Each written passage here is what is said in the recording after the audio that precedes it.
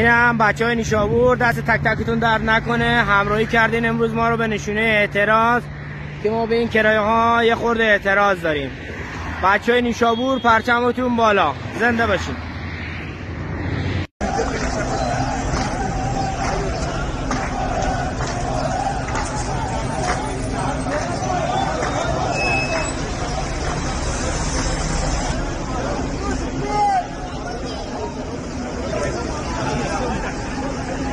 بچه های ایران وایسادن، هیچ کدوم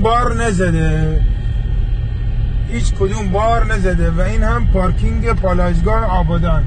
همه ماشینا وایسادن به احترام رانندگان عزیز ایران، همه با هم. نزدیک 250 تا ماشین تو پارکینگ وایساده، هیچ کدوم حاضر نیست بار بزنه. بار هم موجود هست، هیچ کدوم حاضر نیست بار بزنه. بفرمایید این هم ماشین آبادان. این برو بگیر آقا. یه لحظه قطع نکن، یه لحظه فیلمو نگه دار برادر،